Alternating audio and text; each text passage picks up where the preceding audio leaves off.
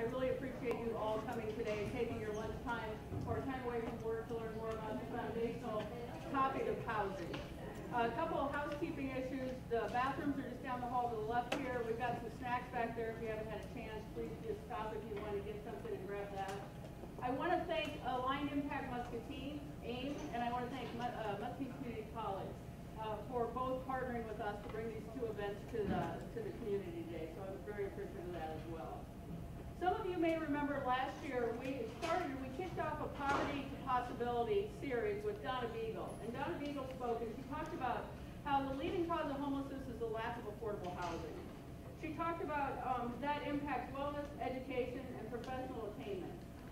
Well, we want to continue on that conversation path today, but we thought it'd be short-sighted to just talk along one wealth class when we talk about housing. So we're going to talk about housing comprehensively. We're going to talk about it across all wealth classes, and we're going to highlight the clear interconnectivity between health, education, individual success, and economic growth for our entire community. We're fortunate to have Dr. Jerry Anthony with us today. Dr. Jerry Anthony is an associate professor from the University of Iowa. He's Graduate School of Urban and Regional Planning. He's an acclaimed national expert on housing. Jerry's work appears in top journals, and he not only grabs accolades for that work, he also grabs awards.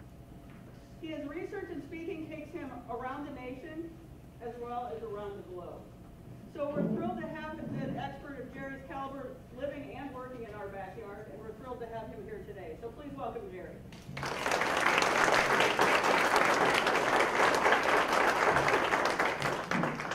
Really flattering introduction, so thank you very much, Charlotte. I'm really happy to be here. I've been to Muscatine a few times before. This morning as I was driving down, I was reminded what a beautiful place this is, and this moniker that the city has, Pearl on the Mississippi, it's really well earned. It's so beautiful, the rolling hills and the nice neighborhoods, historic neighborhoods. They're really, really nice place. Housing and affordable housing is frequently seen as something that's only for the low-income populations or people who are income restricted. But housing is something that we all need, and reasonably priced housing is something that we all need. If you remember your college classes on Maslow's hierarchy of needs, we need food, shelter, and housing really to survive. And today I'm going to talk about housing more broadly, as Charlotte said. The community here has been engaged in this discussion about housing for quite some time. And as many of you are aware, a housing study was commissioned by the city last year, and consultants from Des Moines, RDG consultants, came and did a very comprehensive housing market analysis. And today in my presentation, I'm not going to rehash any of that. I'm not going to get into that presentation at all. It's into that study at all. It's a beautiful study. So if you get a chance, take a look at it. But what am I going to talk about?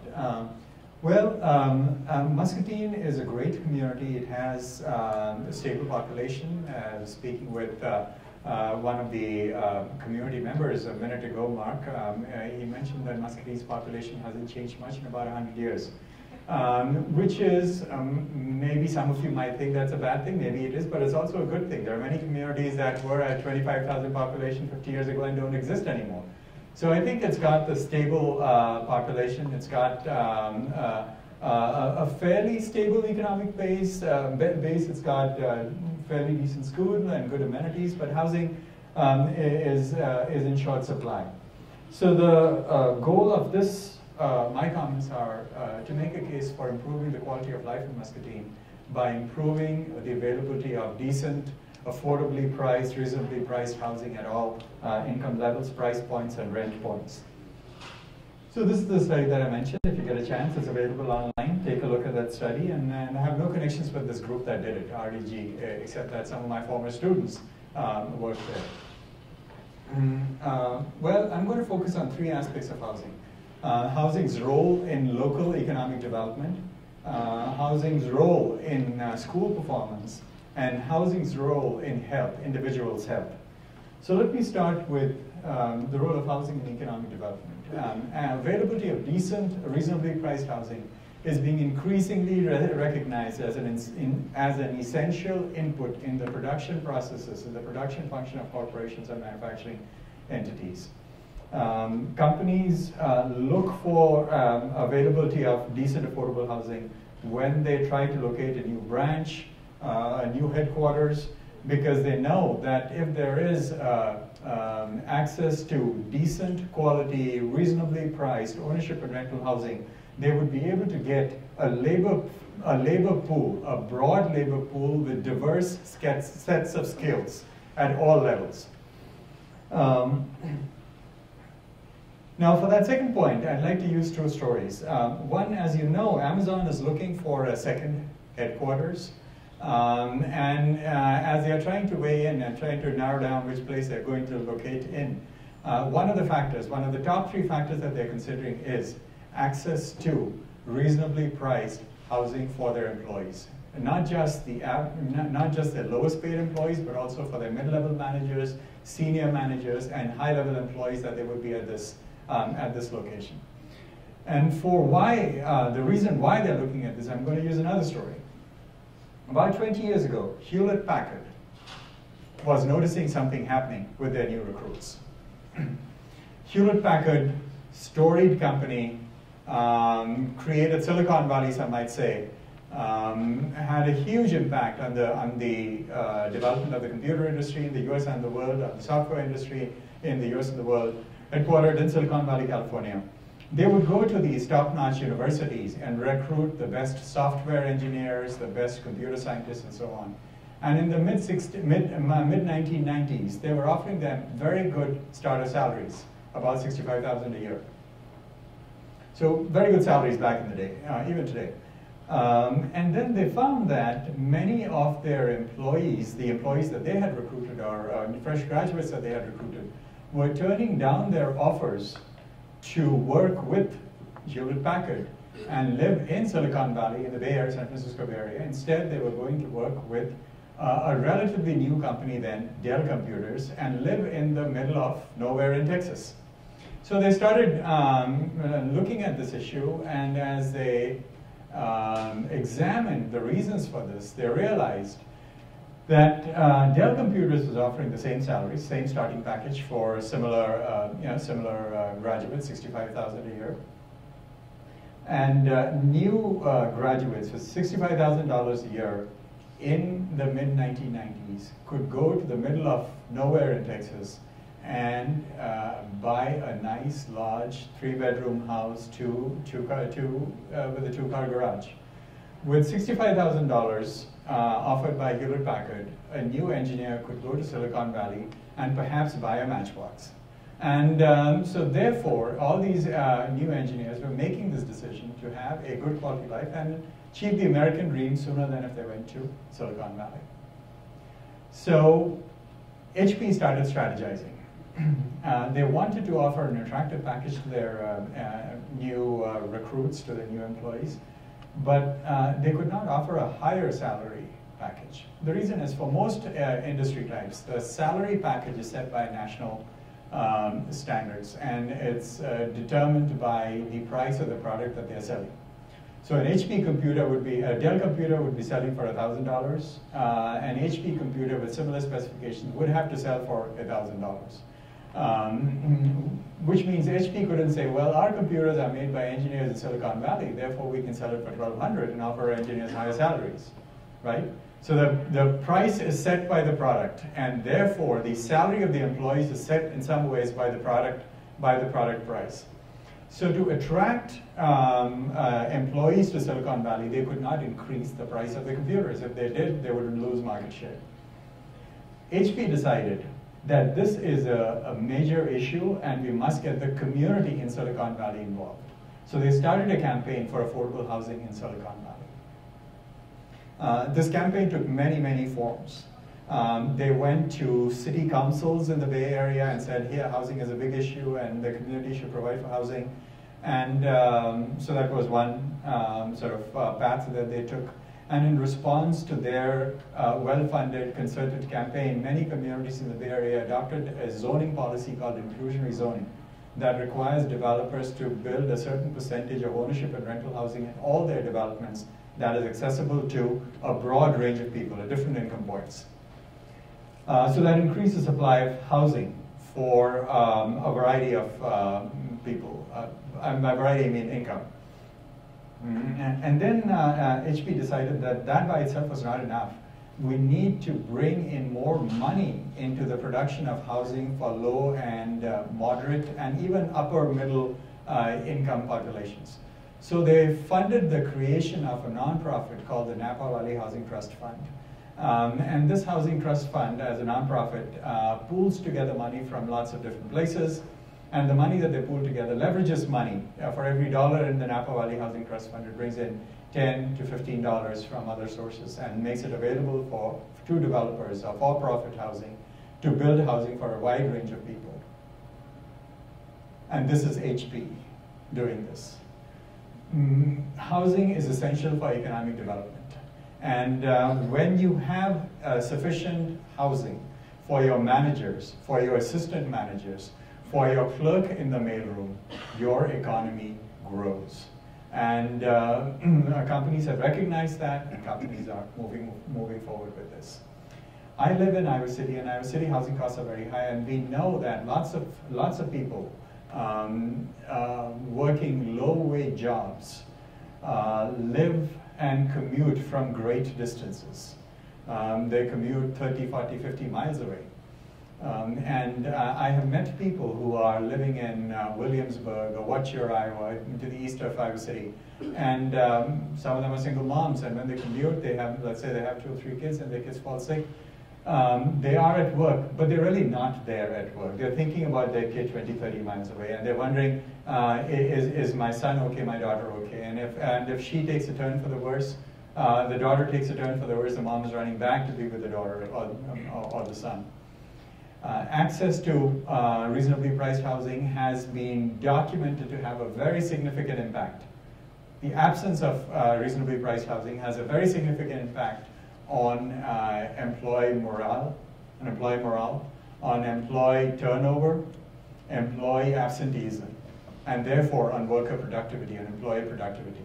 And if you have reasonably priced housing at different price points, not just the lowest minimum wage worker, at different price points, you have better employee satisfaction. Employees are absent less often, and employees are retained for much longer time. So all in all, reasonably priced housing at all price points, ownership and rental housing, is extremely important for local economic development. Many communities engage in what urban planners call smokestack chasing. Which is they look at a particular business group and say, well, let's have this headquarters here, or let's have this company here, and they give them a whole bunch of tax breaks. Businesses and manufacturing industries have become very, very footloose. So once those tax breaks are gone, those businesses go. And many of those communities that once were smokestack chasing are recognizing that rather than provide incentives to businesses to attract them, it would be much better to invest in the local community to make the community better, because the local community is not going to pick up and leave. Okay, so it is much better to invest in those communities. And one form of investment is investing in the housing sector, investing in increasing the supply of reasonably priced ownership and rental housing within their communities.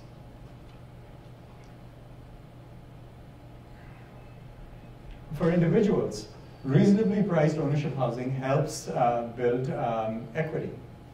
For about 90 to 95% of the population, the only wealth that they have is the equity in their homes. Very few people have actually owned stocks. And about 50 to 60% of the population does not have any or very little retirement funding. They haven't saved up much for retirement. So for all these people, their retirement plan is the equity in their home. So being able to access ownership, being able to become a homeowner in a community where housing prices are at least keeping pace with inflation is essential to building wealth.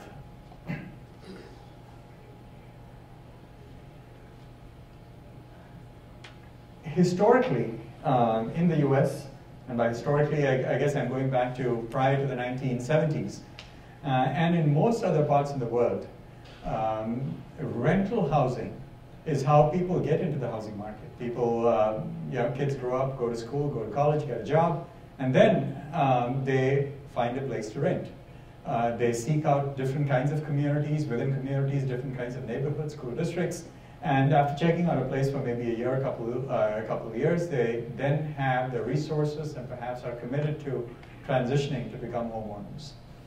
So having a wide variety of rental housing helps households, in theory, back in the day, prior to the 1970s, accumulate savings for down payment and identify neighborhoods that they would like to be in. And having that opportunity to identify different kinds of neighborhoods, having the opportunity to check out different kinds of cities before they actually put their roots down is a big plus, is a big positive for families. On the other hand, if rental housing, reasonably priced rental housing is not available, and people are paying disproportionately large shares of their income for rental housing, then they don't have the option of being able to check out different places. They don't have the option to be able to save up for down payment. In fact, today, rental housing is much, much more expensive than ownership housing. If you come out as a college graduate today and you have a job, you would, in most places, be very foolish to actually go for rental housing, because in rental housing you'll be paying a much higher share of your income towards housing costs than if you were a homeowner. So that opportunity is not there, but that opportunity should be there. And I'll provide you some information and data for the state as well as the city of Muscatine in a moment. Construction of new housing. The construction industry has a huge economic base multiplier effect. That is, $1 invested in the construction industry has a $4 to $5 uptick, causes a $4 to $5 uptick in the local economy. And the construction industry is an industry that has a very low barriers to entry. You don't need specialized permits by specialized. You don't need to train like a doctor. You don't need to train like a doctor to be a developer or a builder. So it's low barriers to entry and can easily help boost the economy of a place. And we've known that, right? At the national level, at the state level, the impact of housing on the construction, on the economy, we've known that from 2008 to 2013 when the housing market crashed and the national economy crashed, right? So we know that. Well, what's the impact of housing on school performance? Well, consider renter households that pay too much for housing. They need to move frequently. They need to move frequently because across the country, rents grow faster than wages, grow faster than inflation. So today you're paying $700 a month for your house. When the lease resets in July or August, the landlord is asking for like $800 a month. Unfortunately, your job has not increased so much. Your wages have not increased so much.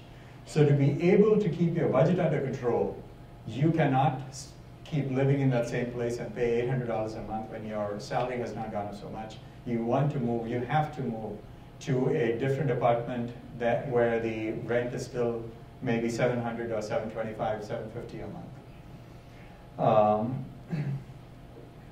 Renter households also tend to be younger, though that's not universally the case, especially after the housing market collapse. We've seen an uptick in the average age of renters in the US. But by and large, renter households are younger. They tend to have kids in the K through 12 age group. And so when renter households move, school-age kids are also moving. They're moving from A elementary school to B elementary school, or they're moving from one junior high to another junior high, or from one high school to another high school. And there is a lot of research in K through 12 education that shows that school mobility correlates directly with school performance. The higher the mobility, the lesser the educational attainment of children in those schools and of individual children. The more moves a child makes, K through 12, generally, the lesser their scores on standardized tests. And even if children don't move across school districts when their families are moving, The fact that they've moved from one neighborhood to another neighborhood means they have to connect with a whole different group of peers, and all of that does reduce school performance. Owner households that pay too much for housing can experience a shortage of disposable income to enhance the academic experiences of their children. They might not have resources left over to pay for that iPad that would really enhance their junior high or high school students' ability to get more out of their school classes. They might not have the ability to let their children go on this science trip out of state where they could really learn some. They might not have the ability to have their kids go for music classes or special language classes or AP classes that might help their students advance further. So owner households also are affected. Sometimes owner households, because of the mortgage distress that they face foreclosure. And when they face foreclosure, then these families have to relocate, and they have similar problems like renter households with mobility, in addition to which you also have the shame attached to being forced out of your home, kicked out of your home, and all of that. And there's a lot of research that has established this during the foreclosure crisis about children being embarrassed and ashamed because of the foreclosure experience that their family had, and the negative impacts on their psychological well-being as well as their academic outcomes in school. Housing and health. Owner households that pay too much for housing may not have resources for proper upkeep of their homes. And this could impact the quality of indoor air within their homes. It could be because, for a variety of reasons. Now, across the state, we are aging, right? Our population is aging. As our population ages, we hit a point where incomes stop growing, and then people retire, and as people retire, their incomes stay flat. But property taxes are not staying flat. The utility costs are not staying flat, and the costs of maintenance and roof repair and weatherization are not staying flat. So people in an aging state, in many, many communities, it's very common to find that houses are not well kept. Muscatine has a fairly old housing stock, and I haven't really looked at individual homes, but I wouldn't be surprised if the housing stock is not in the greatest shape because the average house is more than 50 years old. Owners living in those homes do not have the resources to invest and really upgrade their homes. And when they don't, when this upkeep is not kept up, when they're not keeping up with all the maintenance and repair, a home is not well insulated, maybe the roof is not in good shape, maybe the heating and cooling system is from the 1960s or 1970s, energy costs go through the roof. My students at the university, we've been doing a one-year project with Mason City. We were asked by the city of Mason City to come and look at housing in a part of Mason City called the North End. Anyone from Mason City here, you probably know the North End. It's viewed as the perhaps not so desirable place in Mason City. We looked at energy costs there and housing costs there, and we found that in the North End, which is an older established neighborhood, was where Mason City began, I believe. The households there are paying about 30 to 30% of their monthly income towards energy costs on an annual basis. Their housing costs are less than that. Because these homes have not been kept in good repair. So the insulation is not very good, the roof is not in very good shape, and the equipment that they have, the HVAC equipment is very, very old, very inefficient, and has not been fixed. Over time, if upkeep is not kept up, you have safety issues. The house does not become, the house is not safe enough. Appearance is an issue. And then home values go down. When home values go down, lots of other things happen. And this is something that I'll speak about in a little bit.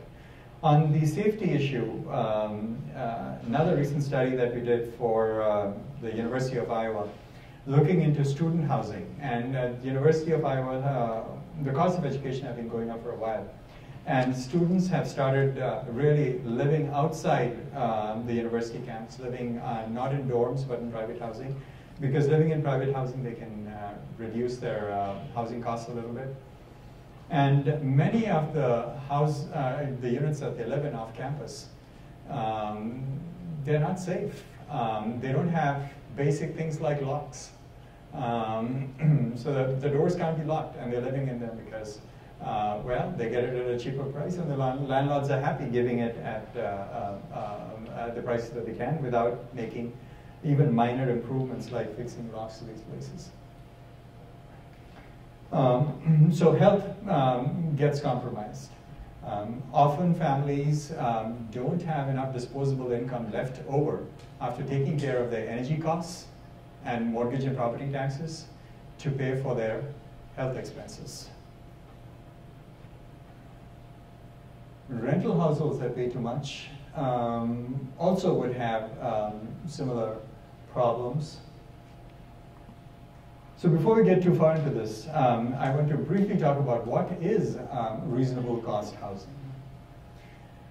Now, often the discussion on housing is focused on the price of a house. And a house that is that is sold for $120,000 is a reasonably priced house, or an apartment that rents for $800 is a reasonably priced apartment.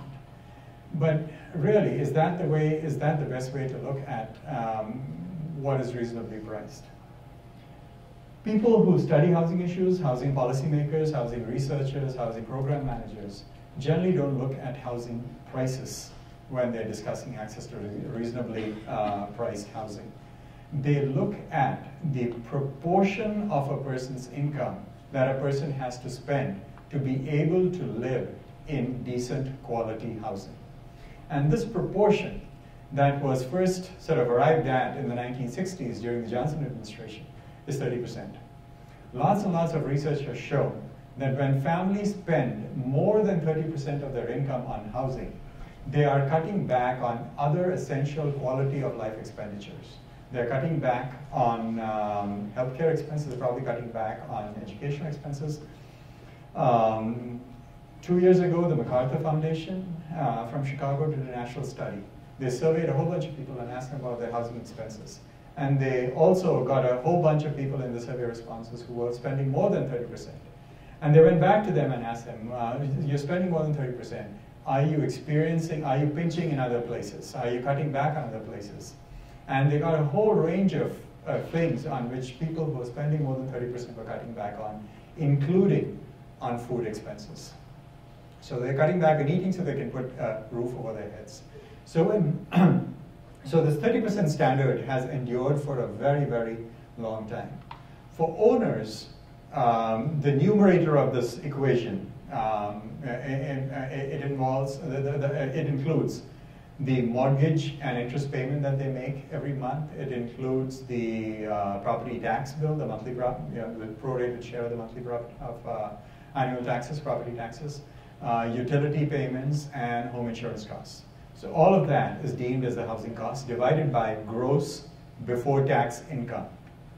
Okay, and that's the 30% standard. For renters, it is rent plus utilities, and if they have any, renters insurance. And households that spend more than 30% are deemed to be housing cost burden.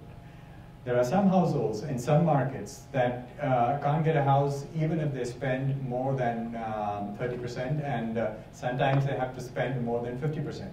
Those households are deemed extremely cost burden households, and they have no wiggle room at all. They make their mortgage payment or their rent payment after that. There's barely enough money left over for food and clothing. When communities look at housing needs, they often focus on low-income populations. And in housing discussions, low income is not defined by a certain number. Low income is defined by a concept known as area median income. So households that make a certain proportion of area median income are deemed as low income. And a lot of housing policy concern is focused on those households that are below the area median income and pay more than 30% or 50% of their income towards housing expenses. So median income in the Muscatine area in 2000 was $38,000. In 2016, it was 52,000. So 80% of area median income in Muscatine in 2016 was about 41,000. And in housing policy discussions, often because money is a huge challenge, this is the group that is given the greatest attention, people who are under 80% of area median income, and people who are under 50% of area median income, and people who are under 30% of area median income. This is household incomes. So when governments have scarce resources, they have to allocate to families and people that have the greatest need, and they use this metric, these metrics, to address, to direct their funds. And the reason is this. If a family is making 41,000 a year, and they are spending over 50% of their income on housing, they don't have much money for other expenses. Whereas a rich person, let's say Bill Gates, if he's spending 60% of his income for housing needs, with the remaining 40%, he can still buy a few countries. So therefore, housing policy attention is not focused on generally rich people's needs, but primarily on, when government dollars are being dispensed, on the needs of those at the lower stratum of the income spectrum. That said, in most places where there is a housing crisis or there is a shortage of reasonably priced housing, the market has to supply at all price points. In fact, the study that I mentioned that was done last year indicates that in many households in the Muscatine area, there isn't enough housing being supplied that they can actually afford by paying less than 30% of their income. So they are competing for scarce housing with people who are below them in income. Okay, so people who are making $60,000 a year are competing with families that are making $50,000 a year. And families that are making $50,000 a year are competing with families that are making $40,000 a year. And so whenever there is a housing problem or their housing costs are too high, one can't really focus on just one income spectrum, as Charla said, but you have to address housing needs at the complete spectrum. Well, I'm going to quickly maybe show you, trends in housing affordability in, if I can get this to work.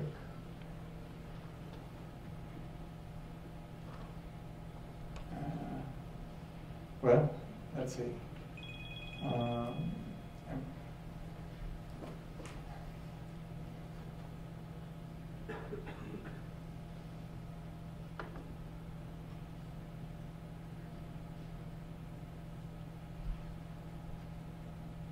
Okay, this is housing trends in the state of Iowa. And I have a map that shows for US also, but I'll probably just show you this map for Iowa for now. This is the percentage of population that is housing cost burdened. And it's at the unit of analysis is the county, so you have all the counties. And let me take you to 1990. This is 1990. This is all households. The darker the color, the greater the problem. That is, the greater the housing shortage and the greater the population, percentage of the population that is paying too much for housing, paying over 30% of their gross incomes for housing, be it ownership or rental housing. And then see how it changes in 2000. Colors have become a bit darker. And then in 2010, it's become much worse. And it's become much worse since then. Let's take it separately by renters and owners. Renters, lots of dark shades.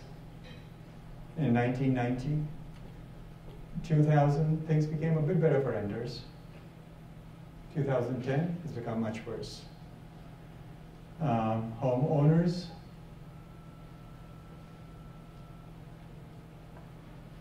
in 1990, there were less than renters. Became a bit worse. And became much worse. So across the last 20 years, from 1990 onwards, housing has become expensive. not just in absolute terms, but as a proportion of income, because as you see, you recognize that in this, it's not just the price, it is the cost of housing divided by income. So even though incomes have gone up, the cost of housing, be it ownership housing or rental housing, has gone up much faster. Let's see if I can. Yeah. So housing is a big problem, and you saw the trends in Iowa, and if there's time after this, I'll show you trends in the U.S. The trends in the U.S. are absolutely scary. It's shocking. Iowa is actually one of the better states in terms of housing, in the sense that the cost of housing has not gone up as much as nationally. So how is it in Muscatine? So in Muscatine, as you can see, owner-occupied homes over the last 5 or 6 years, owner households, about 20% of owner households are housing cost burdened, and about 40% of renter households are cost burdened. And this is the story nationwide. A greater proportion of renter households are housing cost burdened than owner households. Now, 50, 60 years ago, people would become renters and then save up enough for a down payment and transition to become a homeowner. As I said earlier, this is almost impossible in today's environment, because as renters, you're going to be spending quite a lot for housing. You would not have the opportunity to actually save up for down payment, because the supply of rental housing is really, really restricted and not available in many, many communities and locations that a family would like to live in. And this graph that you see here, 20% owners are cost burdened and 40% of renters are cost burdened, that's a common story. The difference is, renters are always much more, great proportion of renters are cost burdened. In the Iowa City metro area where I live, about 22% of owners are cost burdened, but 55% of renters are cost burdened. About half of the renters in the Iowa City metro area are extremely cost burdened. They are paying more than 50% of their income towards housing. These are the number of units. I won't spend time there. Here are the owner-occupied households, and in each of these bars, these sets of bars for a different year, the blue line on the left, the vertical bar on the left, is for the lowest income families, and the purple line on the right, so this one is for the highest income families. And as you would expect, the lowest income families tend to spend much more. So the percentage of cost burdened households at the lowest income are much greater. And at the highest income, the percentage of cost burdened households is much smaller. So you find that consistent, and that's what you would expect as well, because families here have much higher income, much more options, whereas families here, they got to put a roof over their heads. So regardless of what the price is, they got to spend some, and therefore they end up being housing cost burdened. Among the renters, similar story. So what does this all mean in, say, Muscatine? So in this graph, we have the average incomes, annual incomes of people in 14 different occupations, ranging from fast food workers on the left to teachers and registered nurses on the right. And these horizontal bars represent the income needed for different kinds of housing. So the red bar represents the income needed, is the salary needed for a median cost home. The median cost home in Muscatine was $109,000. So for a house that costs $109,000, you need a salary of $30,000. Okay, and this assumes this makes the following assumptions. These are the assumptions that this is based on.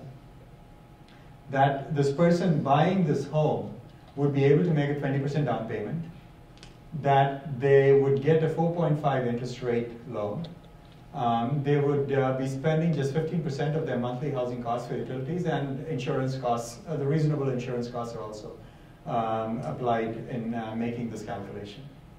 Now let me just walk you through these assumptions.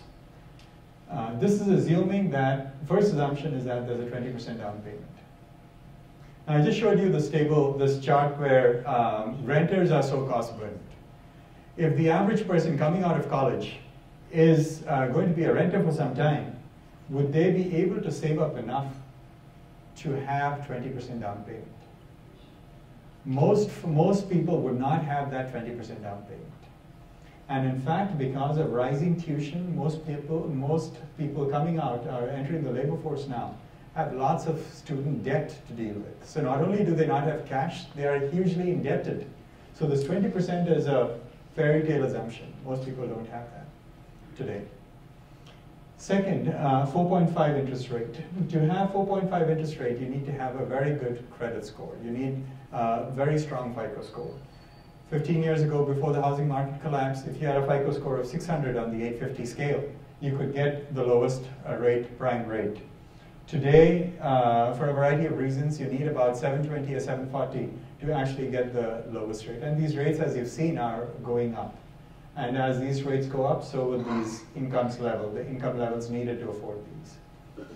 The third assumption, that 15% of monthly housing costs are for utilities, is also a myth. As I said, in Mason City, many households are spending more for utilities than for their mortgage and interest payments. So utilities are becoming a much greater share of people's household incomes.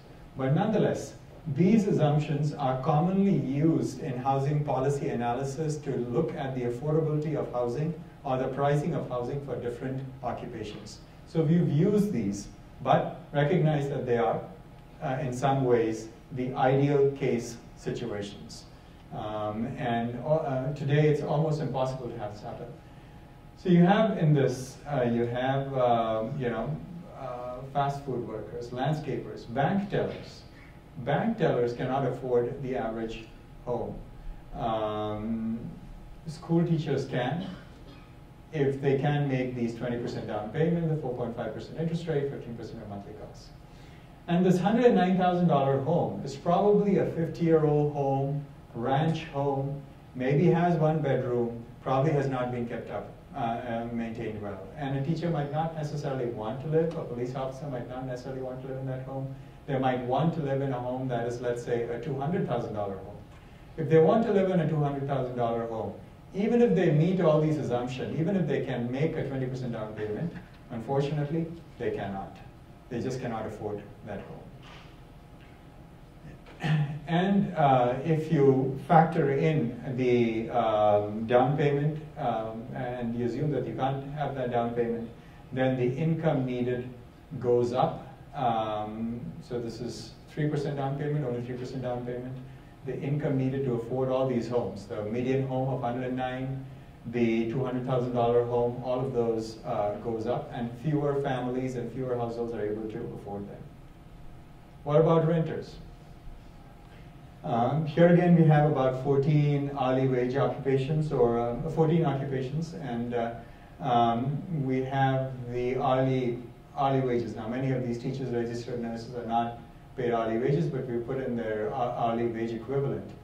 And to afford the median one-bedroom apartment, this is the wage that is needed. So it's about $11.50 is the wage that is needed for the median one-bedroom apartment. And if you wanted a two-bedroom apartment, then you would need $15 an hour wages. How many jobs here have $15? And this is assuming $15 at least 40 hours a week. How many low-paying, or how many of these jobs, $15 jobs, are really 40-hour jobs a week? So for many people who are working these minimum wage jobs, they are working these hourly jobs, rental housing is a huge challenge, let alone ownership housing.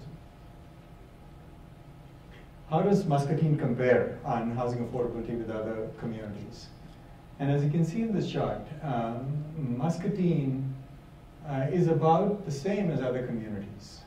It has a comparable percentage of owner-occupied homes and a comparable percentage of renters that are housing cost burdened.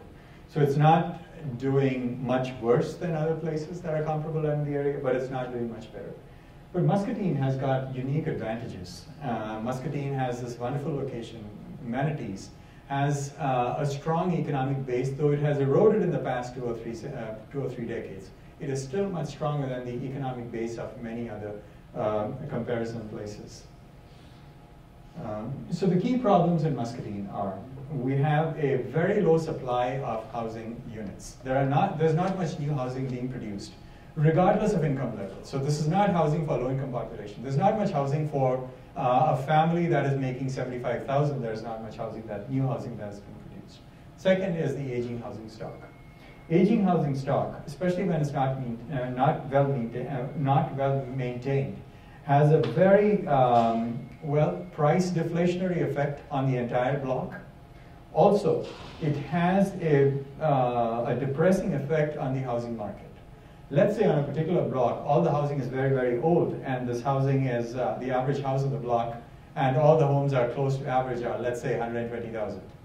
And there are, let's say, a couple of empty vacant parcels on that block. And a developer starts looking at this place and he says, well, there are a couple of vacant parcels, and this is fairly close to downtown, and it's a desirable location, let me build a home here. So he comes along and he tries to build a home there, and he realizes very quickly that the cost of building a new home on a block where all the homes are 120 is going to be about 150 or 160. So the cost of producing a new home is going to be 150 or 160. And when it appraises, it's going to appraise at maybe 130 or 135. So his cost of producing a home is going to be much higher than the cost of comparable homes on the block. Yes, he's going to have a new home, but it's going to appraise much lower than what he's actually putting in. And therefore, you don't have much supply. You don't have developers coming in because they won't be able to sell their product at a price where they can, let alone make a profit, not even break even because of this, aging housing stock. And then there is a lack of variety in existing and new housing stock. Very little housing is being built in the first place, and almost all of that housing is one or two different types. This becomes an issue in a community such as Muscatine, and actually it's an issue in many, many communities. As Muscatine ages, there are people who are approaching the age of 65 or 70 who want to get out of their existing homes and move to maybe a condominium or a duplex or an apartment. And there isn't. That housing is not available. And even if there is, then the other factor plays in. The aging housing stock issue plays in. Now their housing stock their house is worth $120,000, and the one condominium or the one duplex that is available is $220,000. There's a huge gap. They can't bridge that gap to transition out. So we need a greater supply of housing, but also a greater variety, different price points, and different locations in Muscatine. Now look at the supply here. Very little supply for a community with a population of about 24,000. In the last 4 or 5 years, only 30 units have been built approximately. And that's very, very small. So about 226 units across 7 years. So just over 30 units average. And evenly split between single-family homes and multifamily homes. Which is good because it's easing some of the rental housing burden. So there's a greater proportion of rental housing units perhaps being built through that multifamily. And you see here that a lot of the housing stock is very, very old. Aging housing stock, as I mentioned earlier, if it's not kept up well, energy costs are very high, lots of impacts on it. But even so, Muscatine is well positioned. It has a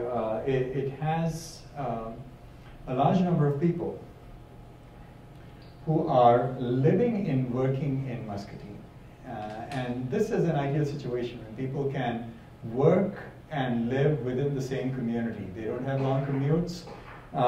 They are probably very happy and they have a very high quality of life. Muscatine also has a significant population that lives in Muscatine but goes elsewhere to work. And this, from an economic perspective, is a good thing for the city because these people go to work in other communities, they get nice salaries, and come bring those salaries home and spend them here in their housing and grocery stores and all of that. And that's good for the city's economy. But look at this number. There are about 10,000 people who are living outside Muscatine who are coming to work in Muscatine. Now, what if a third of them would move to Muscatine? This would really make Muscatine a much more thriving and vibrant place than it is. And many of these people are, well, some of these people are choosing to live outside Muscatine because they like this lifestyle of living in the middle of nowhere and then commuting, and that's fine, and that's absolutely okay. But I haven't, reached out to these people and asked them why, but I'm pretty sure that a third, maybe a half of them would gladly live in Muscatine if they had housing options that they were happy with, at price points that they were happy with, at locations that they were happy with in Muscatine. But they can't. So there are far more people who are, this is the biggest group, people commuting into Muscatine to work. Of these three groups, this is the largest group. And by a factor of 50%. So there's a large pool of people that Muscatine can really capture and make them Muscatine residents if there is a supply, a large supply available. Why is that not happening? Well, all these things will come together in a minute. But before I come to that, remember school test scores. Muscatine has fairly decent schools. The state classifies schools based on 6 criteria: priority, attention needed being the worst, and excelling being the best. Muscatine has no school that is in a priority need classification, so it doesn't have any so-called failing schools or bad schools, but also doesn't have excellent schools. There are lots of schools that are the 10 schools, many of them are commendable or doing much better than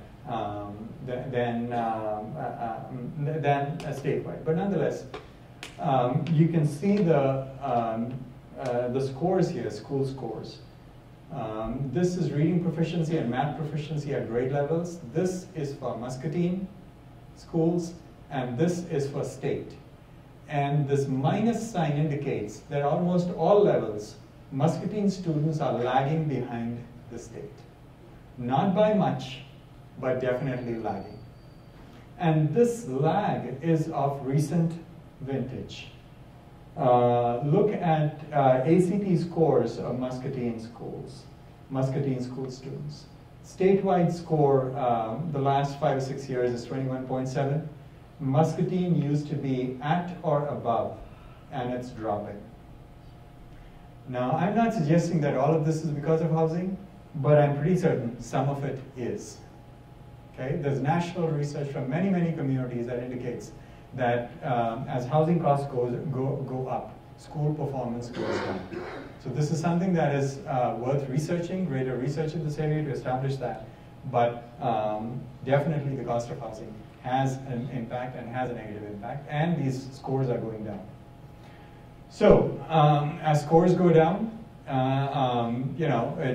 Muscatine could become, if this issue is not addressed, could become less of an attractive community for families to live, and families that live here might choose to relocate to other places. So to keep the schools going, to keep students' performance and test scores high, Muscatine needs housing options.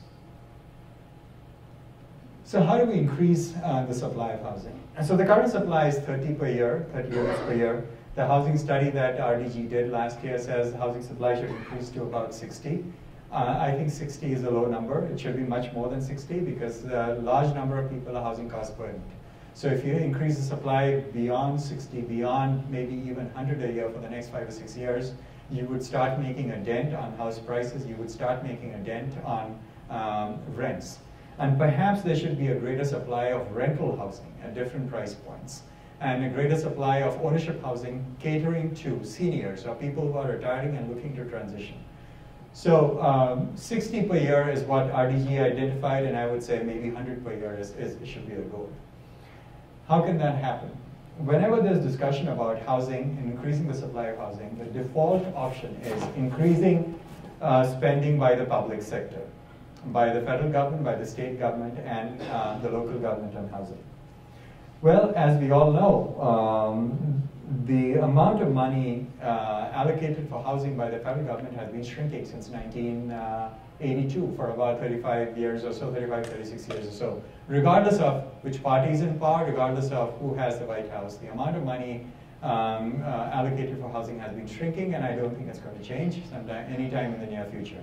So I don't think we should get our hopes high expecting the federal government to give communities that need more housing funds to get more housing funds. In fact, in many, many communities, the scarce housing funds that go for low-income housing is so scarce. The waiting lists are very, very long. I don't know how long the waiting list is for, say, assisted housing in Muscatine, but in Iowa City, the Iowa City Housing Authority has 1,200 Section 8 vouchers. It can give out 1,200 Section 8 vouchers that low-income people, income-restricted people can use to live in private market housing. The waiting list for that is 2,500 families. So if you are on the waiting list, chances of getting a home, an assisted home, in the next 4 or 5 years are very, very remote. So, and these are all income qualified people. They are all citizens. They all have very decent, they don't have criminal histories, because that's a disqualifier now for housing assistance in many communities. It certainly is in Iowa City. And so these are people who don't have any criminal record, people who are income qualified, are citizens and all of that, and yet they would have to wait 5 years. That's how scarce resources are. So in the public sector, then where does this money come from? Can you get money at the local level? Yes. But local level, often the discussion about raising more money for housing boils down to raising taxes in some form. And that's generally not a popular option, right? So how many city council, how many councilmanic races would the candidates say, well, I'm going to raise more taxes than you, right? And it's not going to happen. So the chances of getting more additional funding from taxation at the local level for housing is probably not going to happen. The nonprofit sector in most communities has been doing a fantastic job, and Muscatine is no exception. It has many, many nonprofits that are working in the area of housing and family self-sufficiency and economic self-sufficiency. They bring in resources, financial resources, knowledge that they bring together, knowledge about jobs, job training and all that. They bring it together, they package it, and with very low resources, very little amount of dollars, they have a huge positive impact on the community. And if funding for nonprofits, all kinds of nonprofits, can be enhanced, that can have a huge impact on the housing sector. But again, there's not many funding options available. But if nonprofits can be supported, they'll really have a fantastic impact on the housing sector. So it really comes down to the private sector. The private sector is ultimately who has been building American cities and American communities. And the private sector has to sort of step up their game. Why isn't the private sector stepping up the game? First, often the private sector is not aware of the housing need. So the private sector, developers in the area probably don't know, and in fact, I would say certainly do not know, that there are approximately 9,000 people who are coming to work to Muscatine every day and living outside. And even if a tenth of them would love to live in Muscatine, here's a huge market. 1,000 new homes can be built to cater to those people. Often developers don't have that kind of information. They're going by what their friends said, where should we build this housing? They don't have these hard numbers. This is census data. This is not data collected by someone in Muscatine or someone in Des Moines. This is census data, and this shows that there is a need.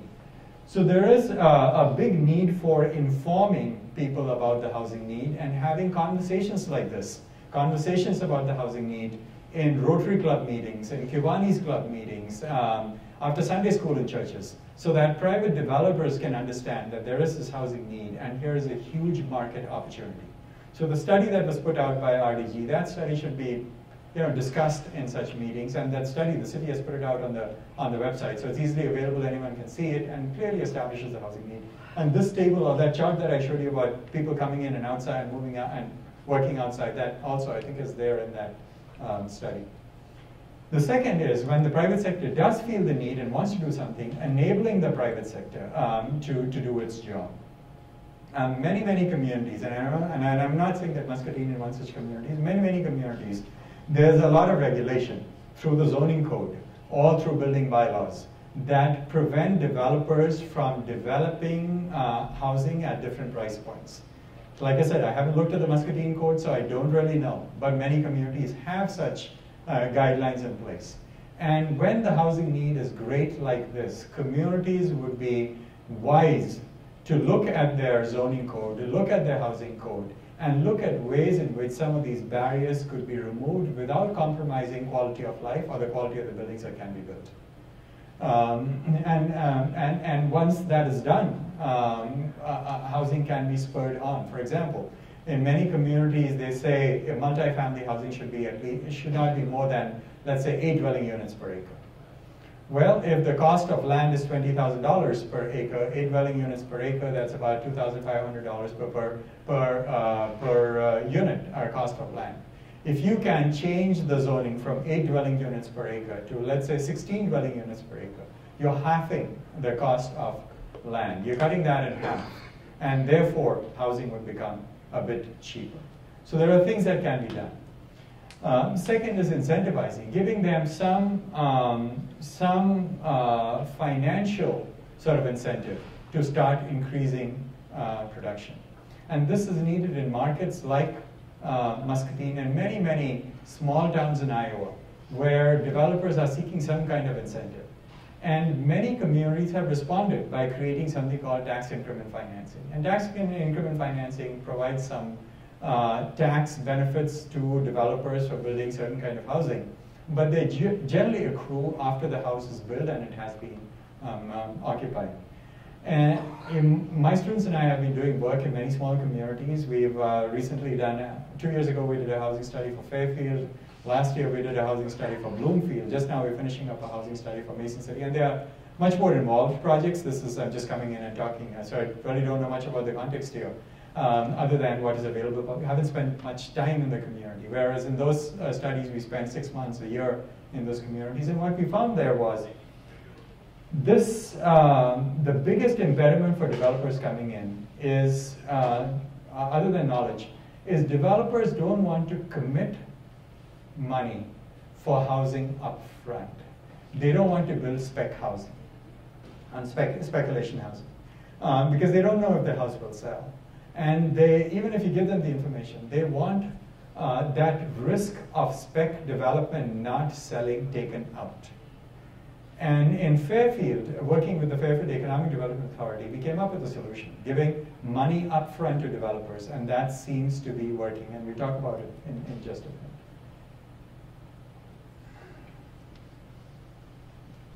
And these are supply points at housing, demand for housing at different price points. So let me come to this mechanism for giving developers something.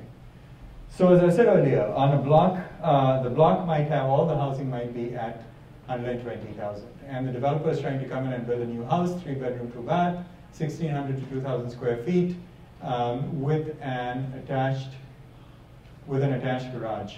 And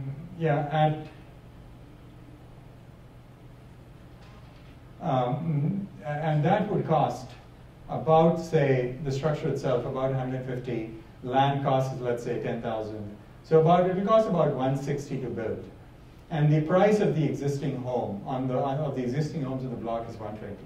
So there's a $40,000 price difference in his cost of production, because between the cost of his production and what is available on the market on that block at this time. The developer makes this is not going to sell for 160. It's going to sell for maybe 135, maybe 130. But his cost of production is 160. So what if the city provided that land for free? And what if the city met some of that difference? So let's say in this house, the developer's cost of production is 158. What if the city gave him 19,000? And how would the city get its money back? Well, this parcel of land is valued at 10,000 now, and it's probably paying $100 in property taxes. Once this property is improved and it's sold, and let's say 140,000, the property taxes from this improved parcel will make up for the investment in this house over 10 or 11 years. Okay, so the city invests something up front, but the city recoups that money. What if the city went a bit deeper and said, okay, if you, the developer, build an Energy Star home, we'll give you an additional amount, not just 9,000, we'll give you 18,000. So we'll invest 28,000 in your home. And now the city has made a deeper investment into the home. After the house is improved, it will take a bit longer to pay back, but it will come back in about 18 years or so. You can do a similar one for multifamily housing. And you don't really need too much of money. We're talking about, say, $20,000 or $25,000 per home, which can be recouped by the city over a very short period of time. Another possibility is getting into existing homes and trying to improve the quality of their homes. As I mentioned earlier, in many homes, the cost of energy is very, very high. People either don't have the incentive to do it, or they don't have the resources to improve, upgrade their homes from the energy standpoint. What if the city came in and provided some incentives for people to upgrade their homes from an energy perspective and weatherize their homes from an energy perspective? The city gave them some money, and they put in some money, and their homes become energy efficient. Their property taxes go up a little bit. For the individual homeowner, property taxes go up a little bit. Prior to weatherization and improvements, their property taxes were $2,500. After weatherization, because the investment has been made and the house has gone up, so it's about $2,900. So their property taxes have gone up. But prior to the improvement, they were spending about $2,300 per year. But after the improvement, they're spending only $1,000 per year on energy costs. So their monthly housing costs will remain unchanged. And yet, when they try to sell this home now, before they could only get $120, now they can get $150. And these are not radical ideas. Anyone here from Bloomfield or having connections in Bloomfield? The city of Bloomfield is has 1,100 homes, and the city has decided that they're going to offer a 50% cost match to every person in the community who wants to do this improvement.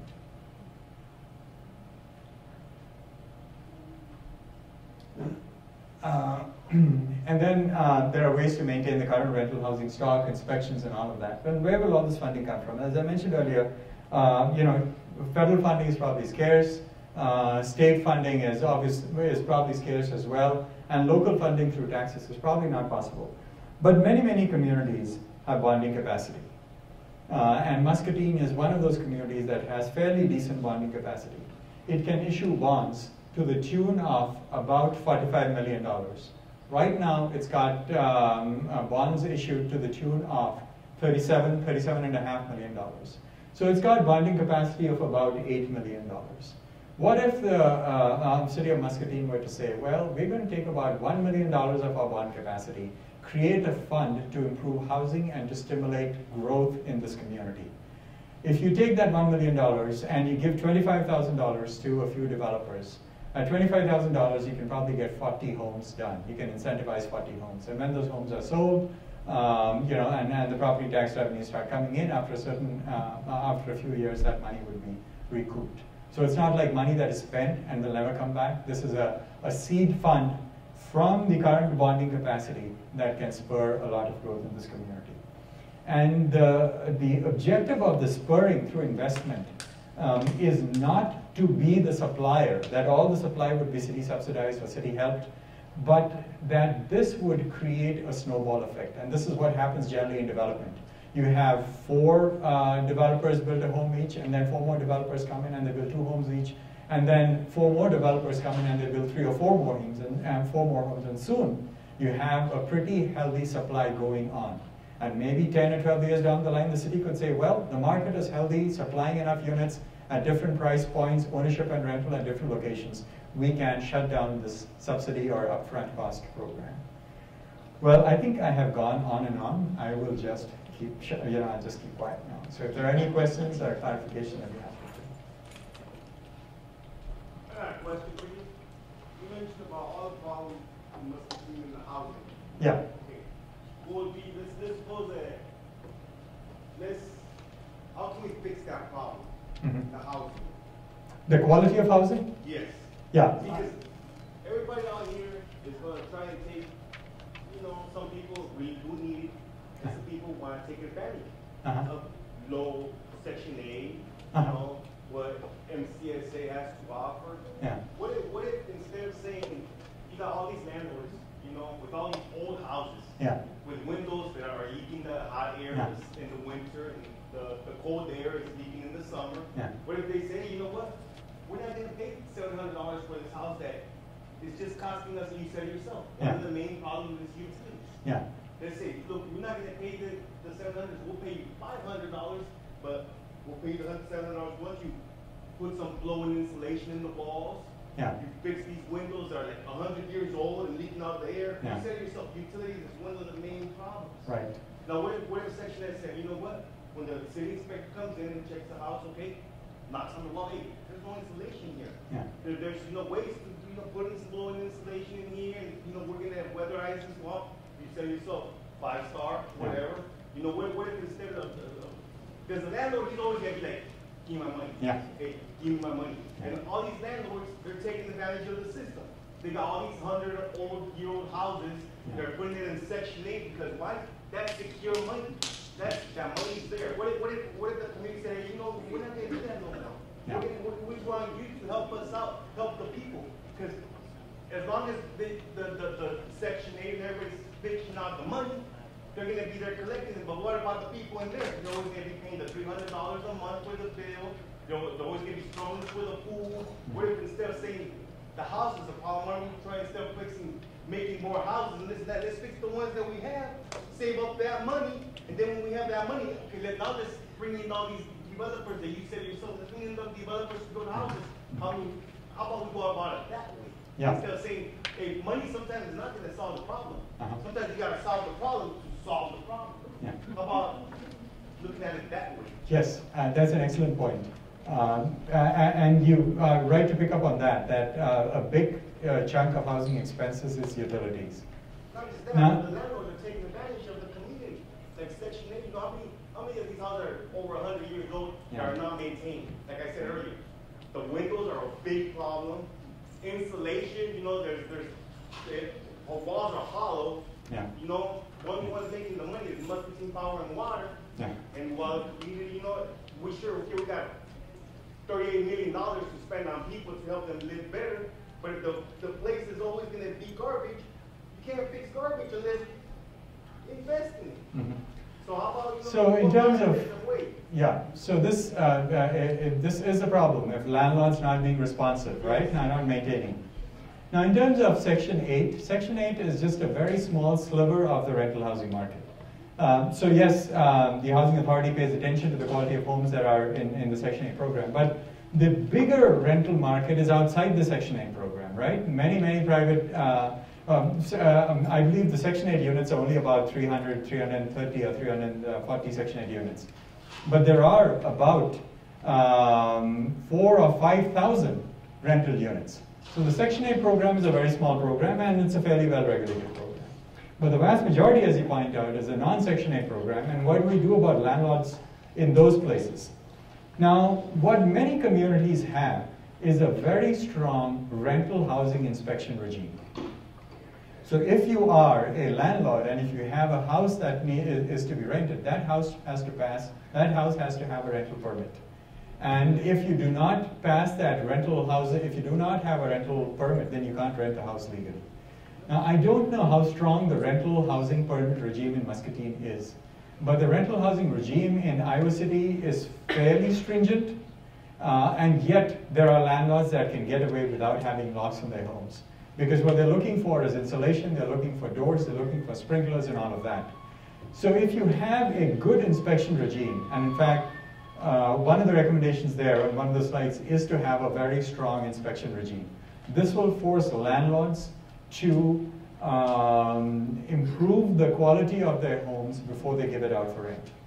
The other opportunity is to increase the supply. If you have new supply that comes in, new supply that is well insulated, new supply where the cost of energy is much lower, then the market will force these errant landlords to fix their place.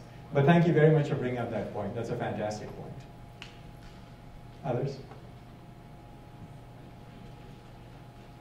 Sorry I went too long. Thank you, Professor Anthony.